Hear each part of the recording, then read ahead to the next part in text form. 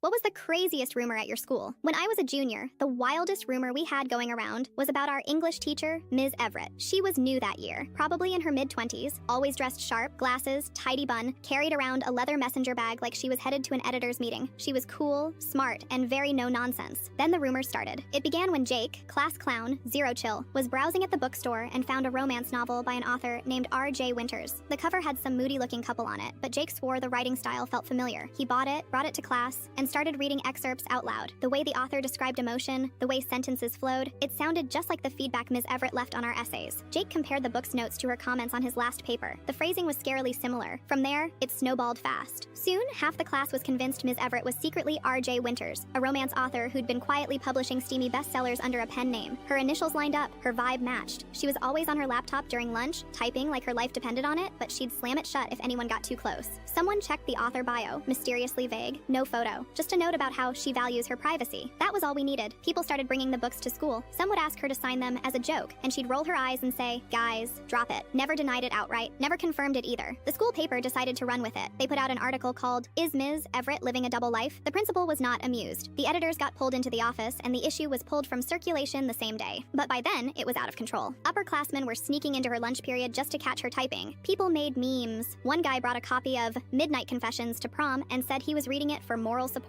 Ms. Everett started looking more and more uncomfortable in class. Less talkative, shorter temper. She started leaving right after the bell. No more lunch breaks in her classroom. Then, one day, we walked into class and found a sub. No warning, no goodbye. The sub just said Ms. Everett had to move suddenly to care for a sick relative. That was the official story. Her room was cleared out by the end of the week. People said she'd run away because she got exposed. Others said the books were too successful and she quit to become a full-time author. A few were convinced she got outed and fired even though the school never said a word. And that was that. 2 years after graduation, I was at Barnes & Noble and saw a display for a new R.J. Winters book. Big print, gold font, dramatic cover. I flipped it over, expecting maybe, finally, a photo. There was one. It wasn't Ms. Everett. Totally different woman. Different state, whole different background. My jaw dropped. I opened to the acknowledgements page just to make sure. And there it was. To my students at Westlake High, you gave me the courage to finally chase this dream. It wasn't her book, but it was her push. Ms. Everett wasn't R.J. Winters, but she knew her, and she'd clearly inspired her. Turns out, while we were all busy trying to expose some dramatic double life, Ms. Everett had just quietly supported someone else's. Somehow that was even cooler.